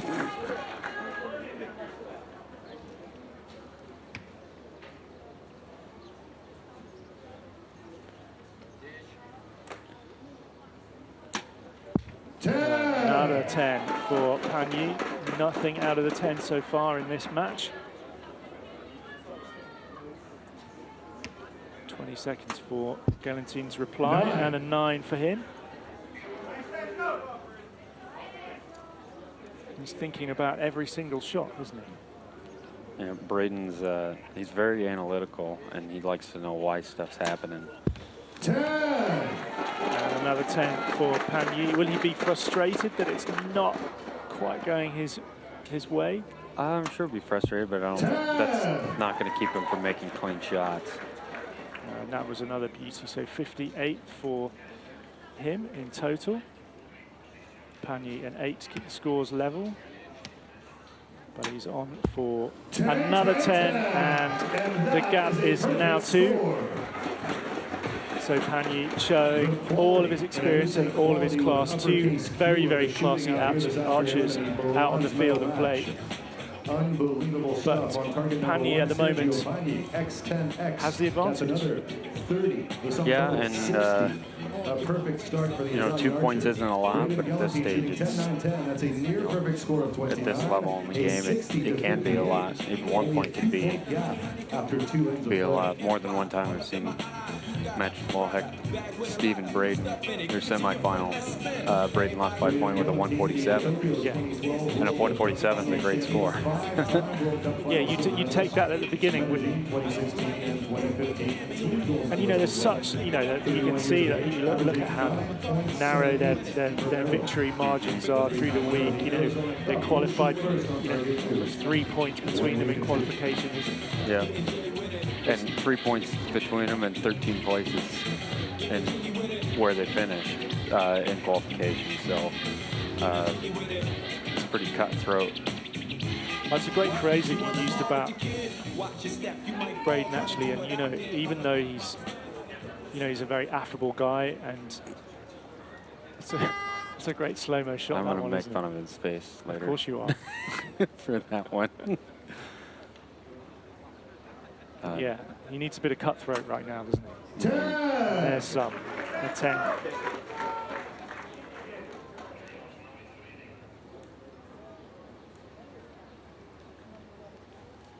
Panyu yet to be out of the 10. 9. And there's his first one. Still in the goal, but it's a 9, so it's 69 points for him. The lead's down to 1. Encouragement maybe for Gellentin. He's got a 9. Couldn't quite capitalize on that 9 from Panyu.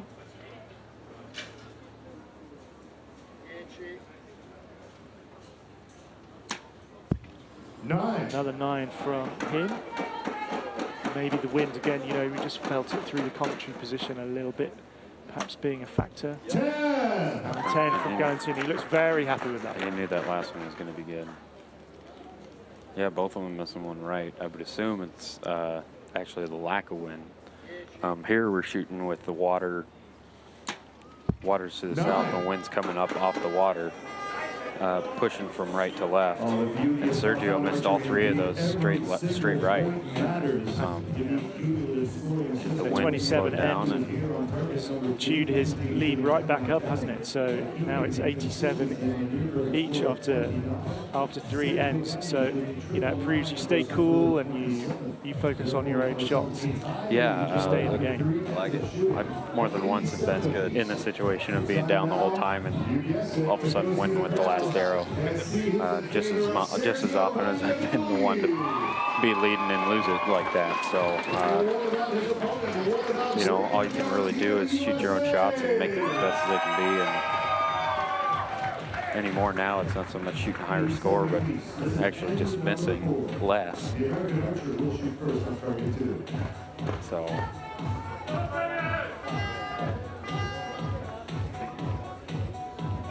The 2 archers, quite different in temperament, but also quite different in setup as well. You know, they're. Yeah, Braden has a pretty traditional, as far as equipment goes, traditional setup, bar front, straight forward and straight back with about a 1 to 2 weight ratio. So every ounce he has on his front stabilizer, he's got 2 on the back, which is pretty the norm. But Sergio runs just 1 front bar with a ton of weight on it. Not a ton, but a fair amount of weight out there.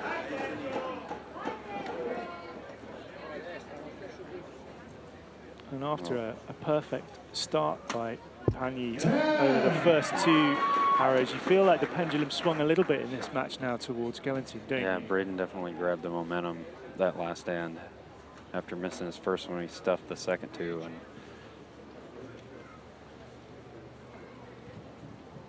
once Braden gets a little bit of confidence, it doesn't take hardly anything for it to build and make him shoot that much better. X10 for Pani with that last arrow. 9. And a 9 from Galantin. Takes him to 116, but still Pani now needing a 10 to keep the scores level.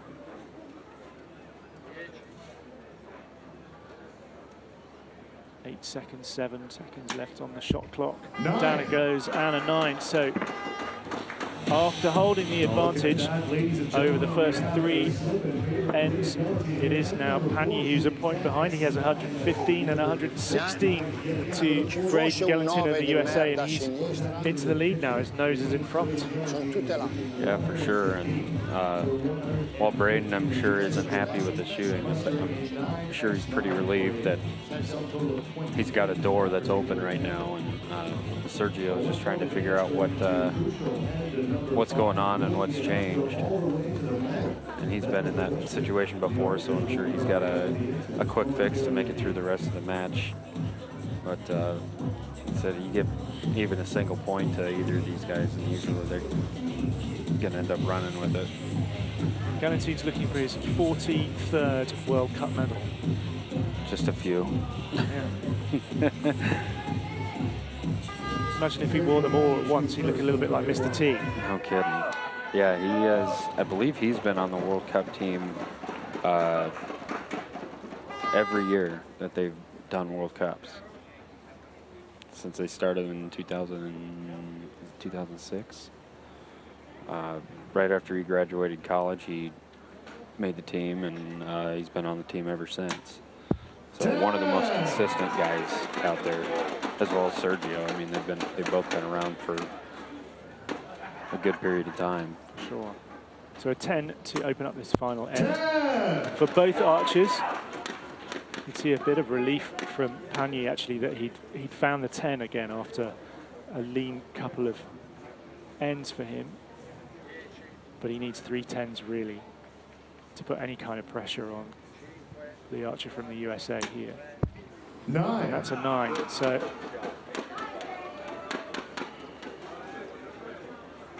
He's only got one more arrow left. Galenton has 2. This is the first of those. 9. And it's a 9 for him as well. Sergio missed one, so he had a little bit of breathing room, but he's obviously not excited about potentially having to shoot a 10 rather than just being able to sit it in the middle of the goal and execute a good shot on his last arrow. 10. So 10 for Panier, 144. So that's a tall order, 10 to win. And there he goes, he gets it. Ladies and gentlemen, he got the Maximum amount of pressure on him there just to deliver that maximum shot, which he does. Yeah, and that's where Braden lives. He loves doing that stuff. High intensity is his forte. You know, 43 medals in, that's, you know, the feeling is still the same, isn't it, when you win a match? Yep, whether it's a bronze or a gold. Bronze medal indeed. A 1-point gap over Congratulations to Braden Galenton of the USA, taking away a bronze medal here to go along with the silver that your team won in the men's competition in the team event earlier today. And 145, you know, still a good score. You know, although the lowest score that he's shot all week, in fact. So yeah, so I mean, it's not always about the numbers, is it? It's about how you handle that moment. Yep, and that's what makes the match play stuff so unique compared to most other archery competitions, especially ones we shoot in the States at home. Usually they're all just raw scores, so best score throughout the weekend takes it. And you know, every time you shoot a match here at a World Cup or World Championship, it's kind of like its own little mini 15-arrow tournament. So for people watching at home then who may be excited by watching this, you know, this is elite archery. This is as good as it gets on the globe. But you know, if you want to take that up and have a go at archery yourself, what advice would you give someone who was just thinking about starting out? Find your local archery shop and find some, if you want to do competitive stuff, find somebody that travels the local and maybe 1 or 2 national events and just start going with them, really. For me, when I got started, I was about 11. My dad and I had brought our bows to a local shop just on a whim, and they happened to have an archery tournament that same day. And I shooting like 9 or 10, I think. Ended up getting 2nd place and just caught the bug, and I've been doing it ever since. So the moment for you was as quick as that, then? You know, yeah, just one pick day. the bow up and there it was. Yep. So now it's just a local 3D tournament shooting at rubber deer. So, and now, you know, 10, 11, 12 years later, I'm in Turkey on a beach watching guys shoot bows, talking about it. So that's where it can take you if you've got enough practice and enough dedication, I guess. And these two archers will know all about this. This is our final match of the day. And again, another archer who you know loads about, so I'll ask you about him in a second. But we have Steve Anderson representing the United States of America, taking the field of play here, shooting for gold and silver on target number 2. The United States of America. Yeah, I mean, compared to Braden, Steve is technically a newcomer. He hasn't shot archery his whole life the way that Braden did. Steve actually played he played basketball in high school and through college at home. So even though he wasn't shooting, he was still competing, and he's just a natural competitor.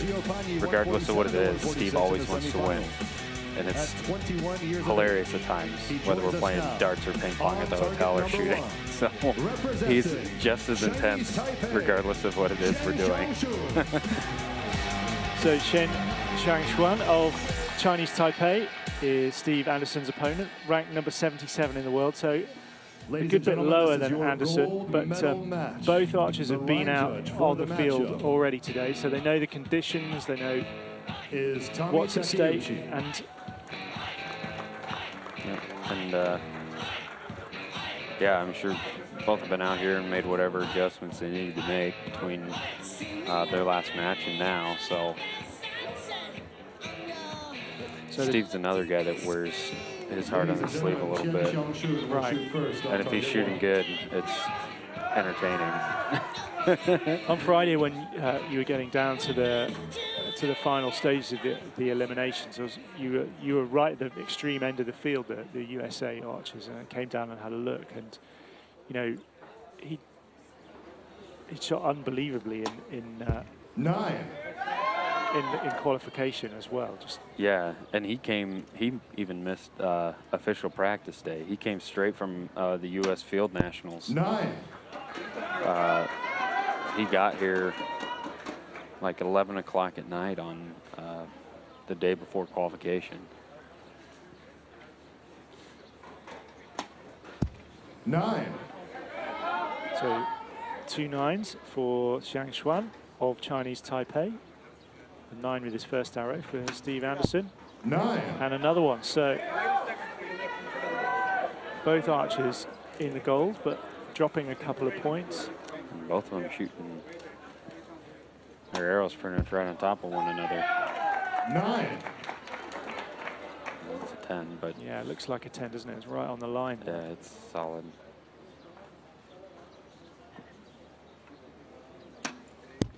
And a 10 for Anderson as well. So shot for shot, matching each other.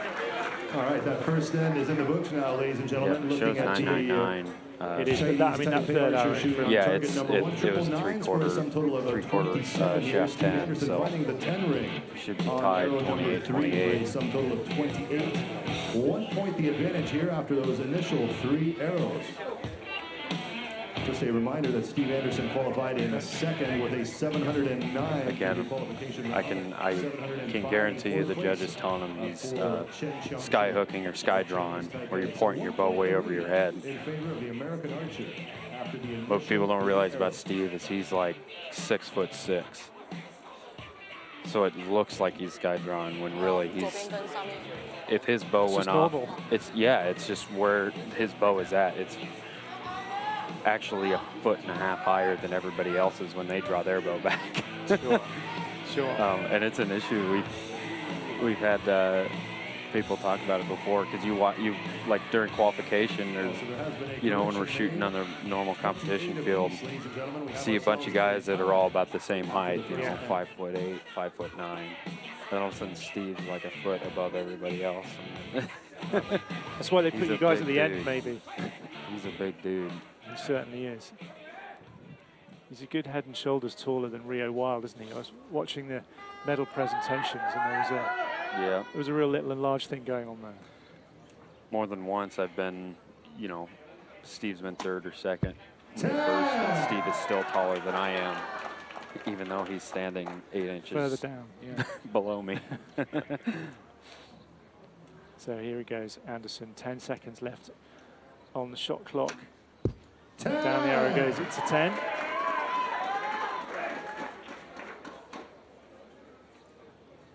That was a good shot for him. Steve, when he makes an absolute perfect putter shot, for whatever reason, it always lands at about 1, 2 o'clock, and that's right where that one hit. So 9. 9 for him. I think they'll be measuring that one too as well. It looked pretty close to me.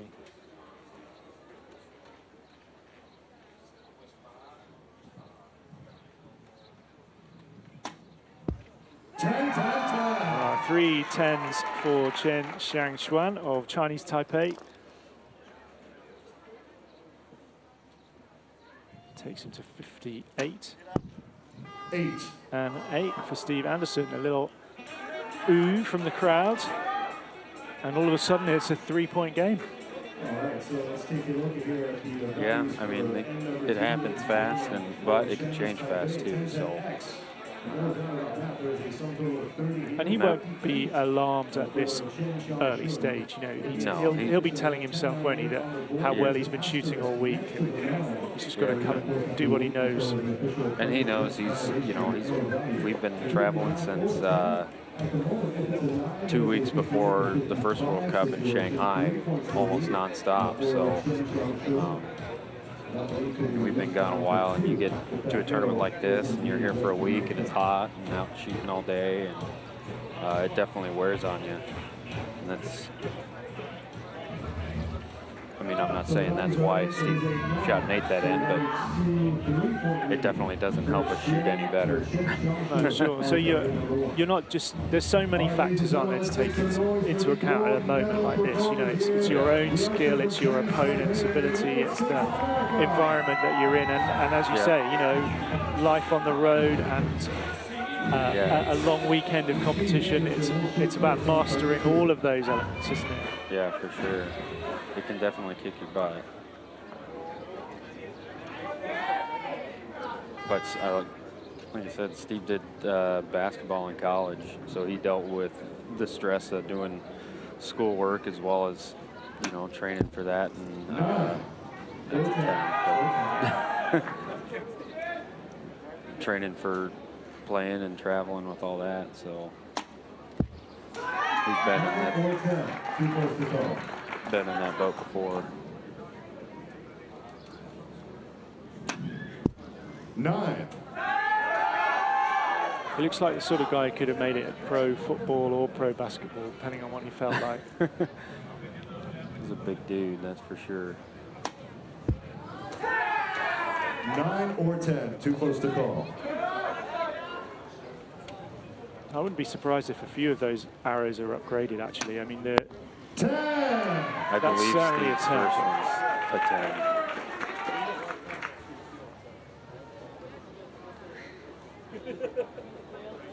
I think Steve will have a 29. 9. You're right, and a 9 for Shang Xuan, but I think at least one of these arrows is going to go His second one's going to be an odd call because the extra hole in the target, that line's not actually there. So the judge will have to kind of reconstruct the line visually and give to him whether or not it's in or out. So anytime the target's real tore up like that, usually judges try and call the archer's way if they can, but sometimes there's not enough evidence to give it to them. So. And there'll be archers' agents at the other end of the field as well, won't there? So pulling arrows and making, you know, just check to make sure everything's written down correctly and all that. So scores are recorded the right way and arrows are called the way they should be called. So. But those upgrades, if we get them now, still take the match to, you know, a 2-point margin. His second arrow did get. Yeah, there we go. Oh, so we did get those upgrades actually. So 86 to 84 is the margin. So Shang Xuan of Chinese Taipei now in the lead. Just over halfway, 2 more ends to go. And so Steve Anderson will shoot first this time. Whoever can figure their stuff out here in these next 2 ends, I think, will be the one to come away with it. Steve's down by 2 points, but getting plenty of opportunities to jump ahead. Absolutely, and a 10 there is exactly what he needed to do in this situation. As you say, you just got to take control now. Very great. 10 from Shang Xuan.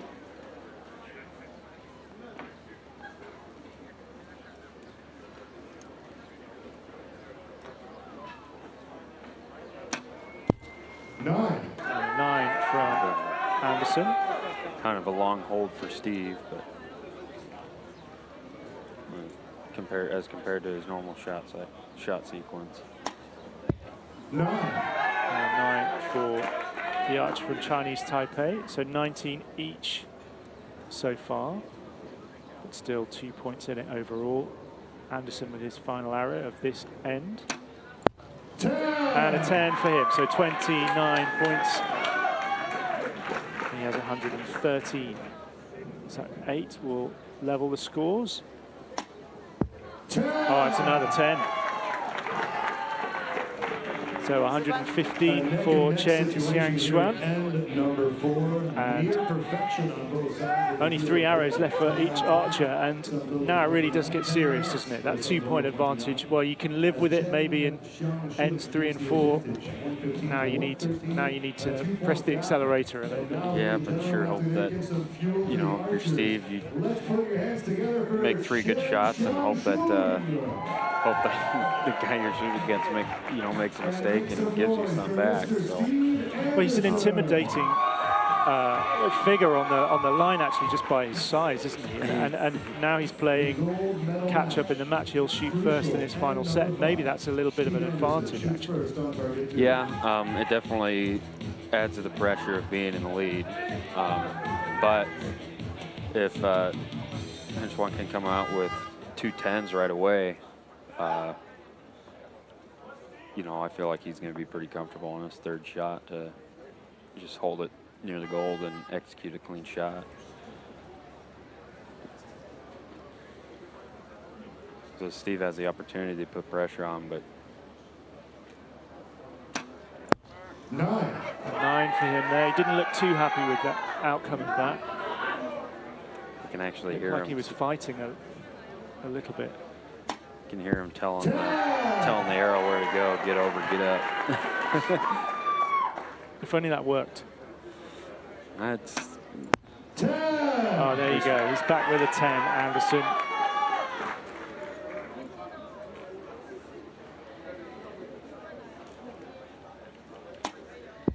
Another 10 for Xiangshuan. 2 X's as well. He's within touching distance. Anderson needs a 10 here. And it's a 9. 141, so Chen Xiangshuan of Chinese Taipei needs a 7 to win. And it is a 9. And congratulations to him, the archer from Chinese Taipei, Chen Xiangshuan, came through the field, beating Sergio Pagni of Italy on the way, and Andreas Darum of Denmark as well. So he disposed of some pretty special archers on the way to his gold medal in the Hyundai Archery World Cup Stage 2. Congratulations to him. He looks very, very happy. Part of the resurgence of archery from Chinese Taipei. They're doing brilliantly at the moment, and it is Chen Xiangshuan of Chinese Taipei who takes the gold medal here in Antalya, and a silver medal for Steve Anderson to go with the silver that he won earlier on in the team match. And what are you going to be saying to him when you meet up with him in a few minutes' time? Well, I mean, he did shoot great all this week, and it sucks, but it only takes one bad match to ruin a weekend. But Steve's pretty down to earth, and he'll know that, you know, he'll be upset with how he shot, but in all reality, he still came out with the silver medal, World Cup points, and a check to go with it all. So absolutely. I mean, anybody who makes it onto the finals field can be proud of their efforts, can't they? Because it's a huge achievement. Yep, for sure. As we've been saying, you know, there'll be people watching at home who perhaps don't realise that this is, you know, top-level elite international archery. So any of the archers on show here are world-class, and you know, Anderson with his qualification score and the way he's shot all week, you know, world-class is something that you wouldn't feel embarrassed about if you were going to describe him. Yeah, and Steve's a pretty big-picture guy, which is apt for his physical presence. But he knows, like, he'll be aware of how well he shot, and he won't let one bad match get to him. If anything, it'll give him a little extra motivation to show up in Salt Lake and, you know, put a little bit more not a little bit more, but put that much more effort into prepping for that. So yeah, it's a great springboard, actually, a silver medal in this leg to take to a home competition. You know, there's a lot of confidence to be drawn from that, actually. And Steve will actually he lives in Salt Lake, so he'll be staying at his own house and sleeping in his own bed in Salt Lake. So I think he'll have a good tournament there in a couple weeks as well. So yeah, I suppose the only disadvantage to having a home competition is you don't keep getting asked to nip out to the store to go and get stuff. Yeah, yeah, I'm sure Linda will be telling them to go do stuff. So, yeah, he's married to Linda Ochoa Anderson from Mexico. So I'm sure she'll be telling him to run errands and whatnot the whole time. Oh, well, maybe he'll take the bunch of flowers back for her, because the presentation, which we'll see in a minute, for the medals, as well as a lovely World Cup medal around your neck, you do take away a massive bunch of flowers. We were debating earlier on just how you get those home without destroying them completely.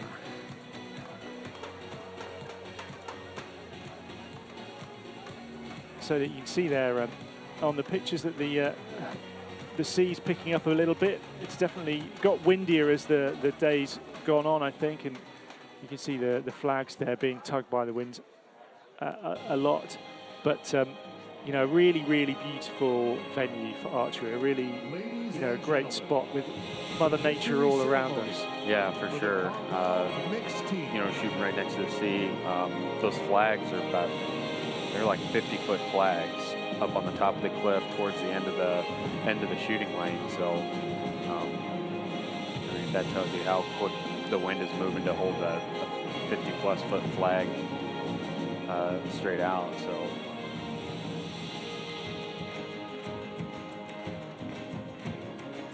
Medals will be presented by Husna Kocaoğlu, organizing committee chairman. So we've got the compound mixed team medal ceremony, first of all, followed by the women's competition and then the men's competition. Turkish Archery Federation Vice President. Epic day of action, actually, with 10 matches overall. Representing India. Now we're at the medal ceremony. At the end of the day, and representing India, just taking to the podium there in their pink uniforms. Medals about to go around their necks. Divya Dayal and her teammates looking relieved and pleased with his efforts for the weekend. Abhishek Verma. Congratulations to them. Bronze medals.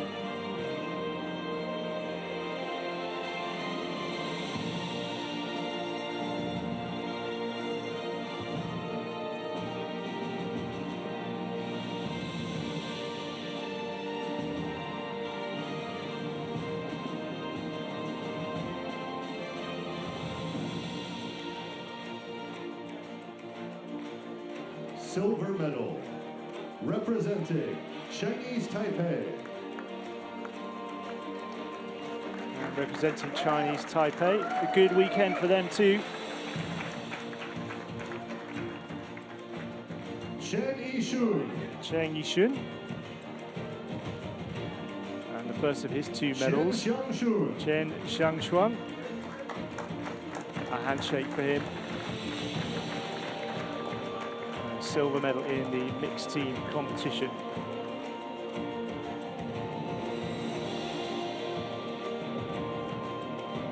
And we'll see even more Chinese Taipei people up on the podium tomorrow, because they're in the I know they're in the gold medal for the mixed team, as well as the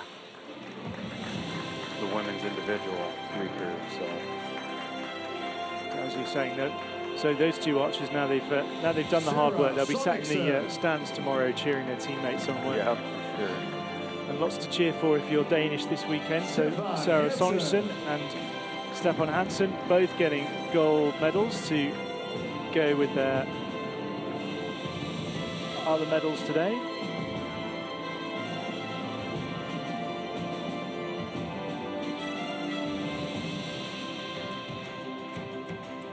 They are victorious in stage 2 of the Antalya stage of the 2017 Hyundai World Cup. For the national anthem of Denmark. As they turn for the national anthem of Denmark.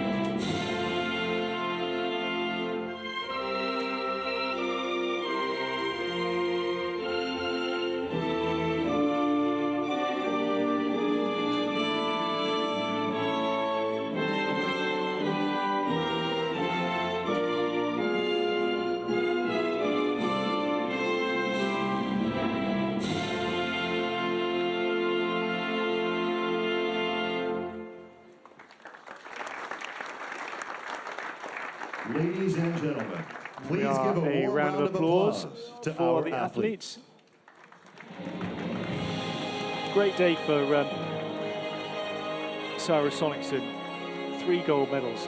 The beers will be on her this evening in the bar. Yeah, no kidding. It's going to be hard to beat that for sure. So anytime you can walk in and get win all 3, not only be in all 3 matches, gold medal matches, but win all 3. It's definitely a good day and a good week. So yeah, you want to take lots of photos and make sure you've got lots of good memories of a weekend like today. So that's the compound mixed team ceremony. It's the compound women's individual coming up. Don't forget you can recap all of the action that you've seen. It's on YouTube and also on the World Archery website, worldarchery.org. And if you would like to follow along the action tomorrow, you can see it again on NBC Sports and online and on the internet as well. You're very welcome to follow along the action on Twitter too. The hashtag that you need is WC Antalya, and if you follow World Archery, it's at World Archery on Twitter for the social media stuff. It's a great place actually to interact with the action. Archery, one of the few sports where you can kind of summarize a match in 141 characters. It seems to work pretty well on Twitter.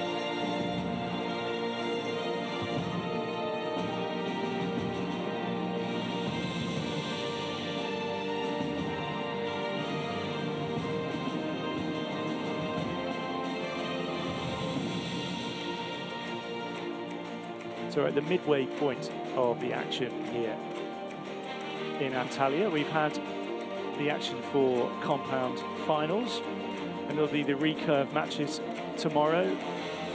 Bridget, are you looking forward to anything in particular in the matches? I mean, you've alluded to the Chinese Taipei archers actually, but yeah, I think it'll be exciting. There's a few others to look for. There are some Americans shooting tomorrow. Brady and Anna Mosconi are in the mixed team bronze medal final, and Brady is known for about his 1,000 gold final. Yeah, there's a few individually. So he also came straight from our field nationals and missed practice day, just like Steve. So. And it didn't seem to harm either of them too much, did it? No. Medals will be presented by Ur Erdener, World Archery President and IOC Vice President. Flowers and checks will be presented by Hakan Çakıroğlu, Turkish Archery Federation Board Member. So the presentation of the women's individual medals about to come. Bronze medal, representing Colombia, taken to the podium now to take the bronze medal. It will be the world #1. Sarah Lopez. Sarah Lopez. Congratulations to her. A handshake from Ur Erdener, President of World Archery.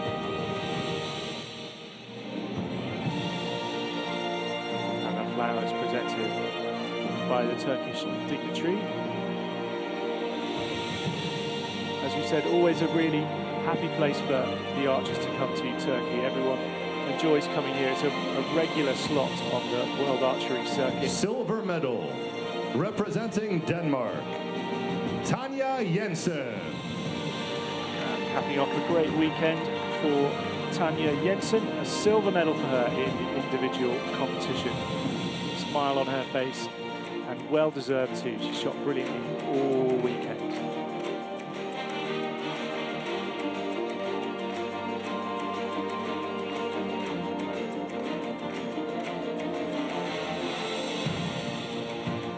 Shooting for a long time now, Bridget, but you know, did you see archers on the TV and hear about them and think, oh, that was something that I wanted to do when I was... Yeah, for sure. I mean, for me, I was watching like Rio and Braden and Roger Willett shoot a bunch of team events together. So it's kind of cool to be here now, winning medals with them and shooting with them and traveling with them all the time. So archery's cool in the fact that, you know, usually if you're proficient enough at it, you're going to stick around for a while. And as a young kid, being able to watch them shoot and then step up and not only be a competitor with them and look at them as that, but be peers as well. So the national anthems now of Denmark in honor of our gold medalist, Sarah Sonicsen.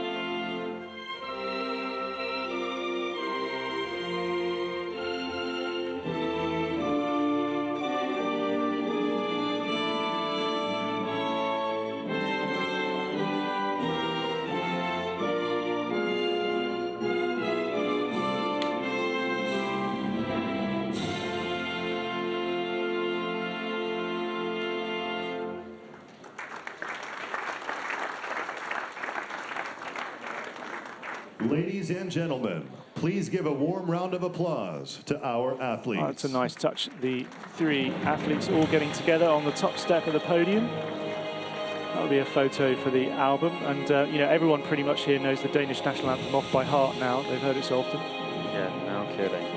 I believe that's the fourth time it's been played today. Something like that, yeah, absolutely, absolutely. And a well-earned rest for these women for their efforts this weekend. That does about wrap it up for today. We've got one more presentation to go, but compound finals day is over. In the team events, gold medals for the women and the men from Denmark, and in the mixed team too.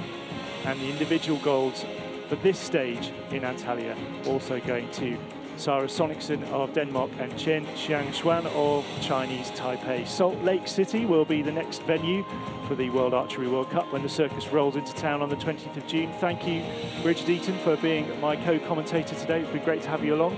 Yeah, it's been great. That about wraps it all up from us here. So thank you for joining us, and do join us again tomorrow for the recurve finals.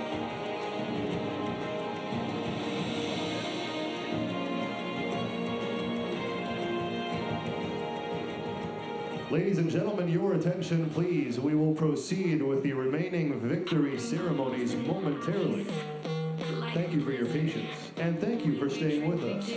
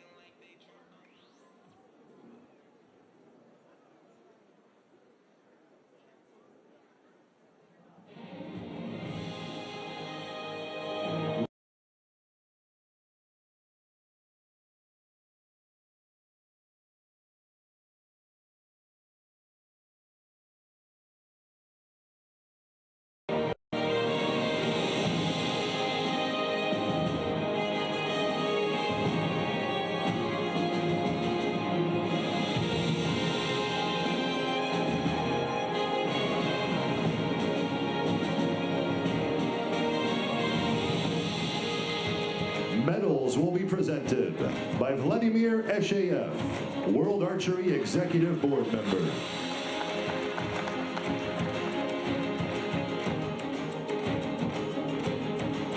Flowers and checks will be presented by Rustem Dindarol, Turkish Archery Federation Vice President.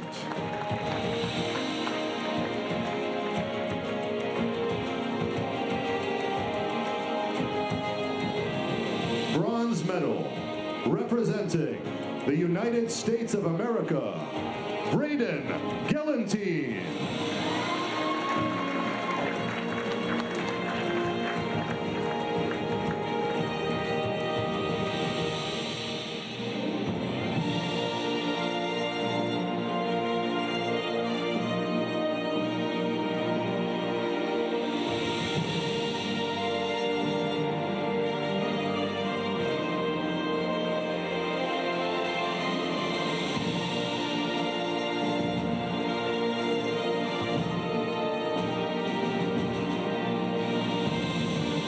Silver medal, representing the United States of America, Steve Anderson.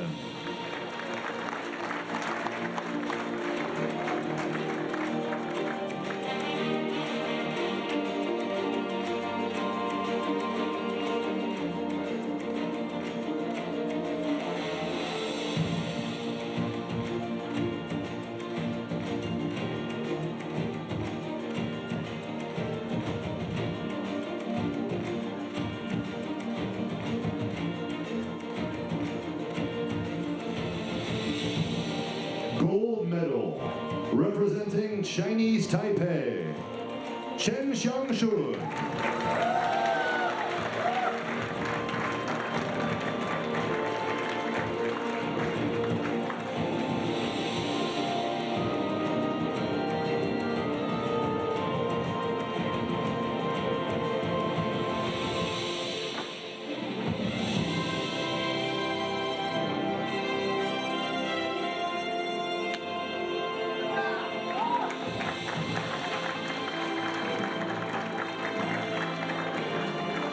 Ladies and gentlemen, please stand for the anthem of Chinese Taipei.